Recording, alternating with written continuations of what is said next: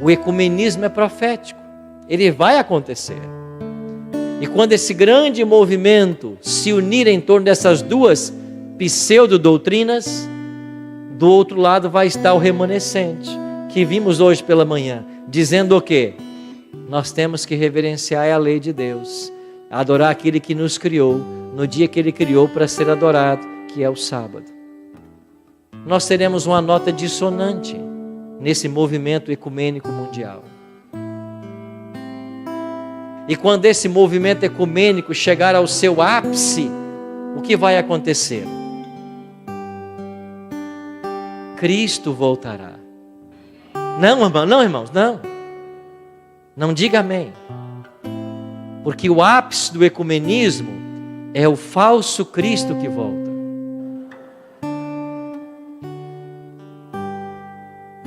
O apóstolo Paulo falou sobre isso na sua carta aos Tessalonicenses. Ellen G. White falou disso no grande conflito. Satanás fará parecer que o Cristo veio.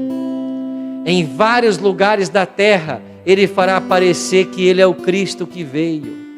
E quando ele aparecer, ele terá a aparência que nós imaginamos que o Cristo tinha. E ele, com uma voz linda, ensinará como Cristo ensinava. Abençoará os guardadores do domingo e dirá que ele mudou a lei do sábado para o domingo. Fará curas, sinais e maravilhas, e as multidões vão afluir para receber o Cristo que voltou. E como ápice desse movimento ecumênico, esse falso Cristo volta, porque para os cristãos ele é o Cristo, para os muçulmanos ele é o grande profeta que precisava aparecer, para o movimento Nova Era ele é o Maitreya. Todos os segmentos religiosos e filosóficos estão esperando a aparição de um líder. Satanás vai reunir em si a expectativa mundial. E todos acharão que ele é o Cristo, porque ele vai de fato ensinar coisas como Cristo ensinava. Ele fará milagres, sinais e maravilhas, curará pessoas, e as multidões se dobrarão a esse poder. E nesse exato momento em que o falso Cristo aí está, abençoando os guardadores do primeiro dia da semana, do outro lado existe um povo dizendo: esse aí não é o Cristo verdadeiro, o que ele está ensinando não está correto, a lei de Deus está em vigência. E este pequeno grupo chamado de remanescente, em Apocalipse 12, 17, ungido agora pela chuva serúdia, irá pregar as 3 últimas mensagens que o mundo precisa ouvir. E então a humanidade vai ouvir os 2 lados. E a humanidade terá que fazer a sua escolha. E quando o último ser humano ouvir do Evangelho eterno e fizer a sua escolha, Jesus dirá do santuário celestial: feito está. E ele deixará o santuário celestial.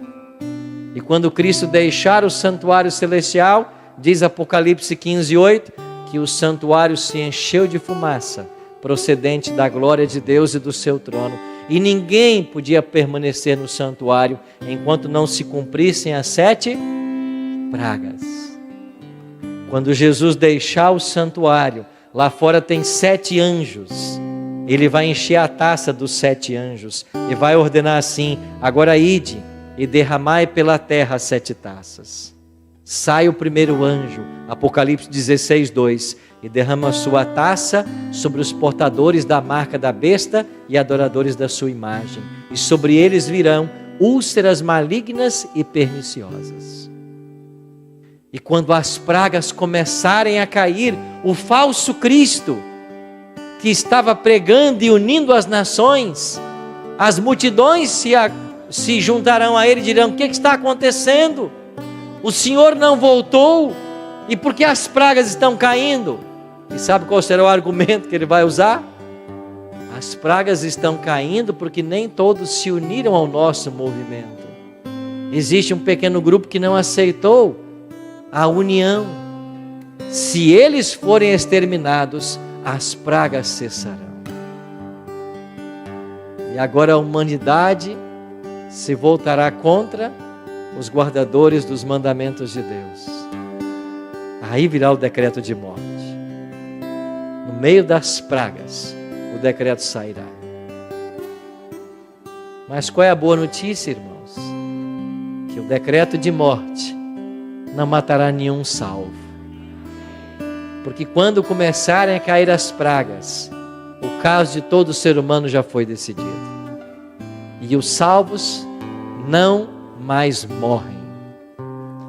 E quando os ímpios se levantarem para atacar os salvos, suas espadas cairão ao chão como palhas.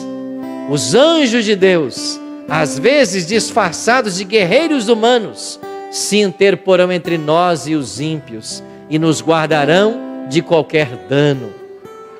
E nesse tempo de prova que os salvos passarão, alguns versos devem estar em nossa mente, tais como: 1000 caiam ao teu lado, 10.000 à tua direita, e tu não serás atingido. Somente com os teus olhos orarás e contemplarás a libertação do Senhor. Quando passares pelas águas, eu serei contigo. Quando passares pelo fogo, a chama não arderá em ti. Elevo os meus olhos para o monte. De onde me virá o socorro? O meu socorro vem do Senhor, que fez os céus e a terra. Deus é o nosso refúgio e fortaleza, socorro bem presente na angústia.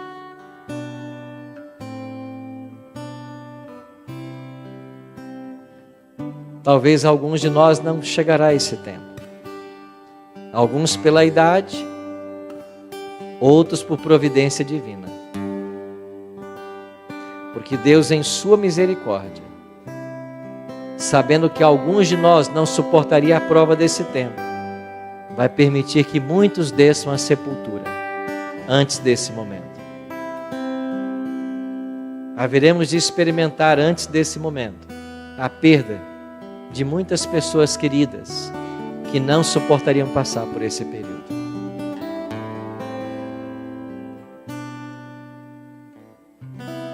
E não adianta esperar chegar o dia para começar a tomar decisões. Cada dia é dia de decisões.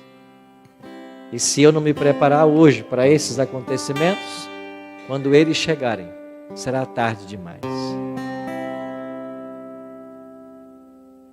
Estamos vivendo nos últimos grãos da ampulheta divina do tempo.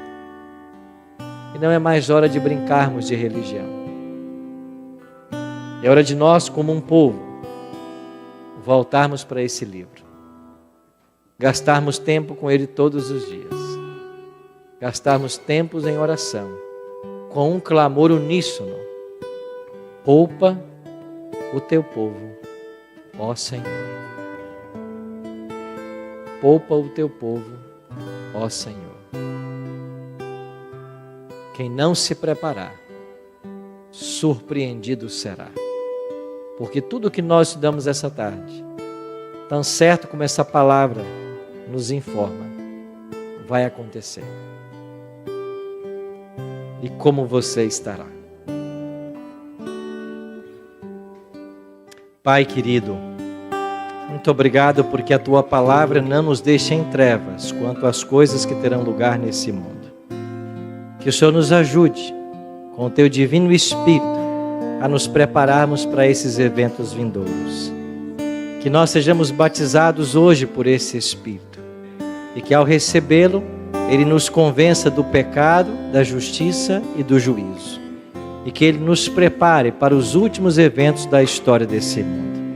Abençoa, Pai, a Tua igreja aqui no Meia. Abençoe todos os amigos que estão conosco e também aqueles que nos assistem pela internet. Que o Teu bom e Santo Espírito faça em nossa vida todas as mudanças que nós precisamos para estarmos prontos para aquele glorioso dia. Colocamos a nossa vida em Tuas mãos mais uma vez, suplicando o perdão dos nossos pecados. É a nossa oração. Em nome de Jesus. Amém.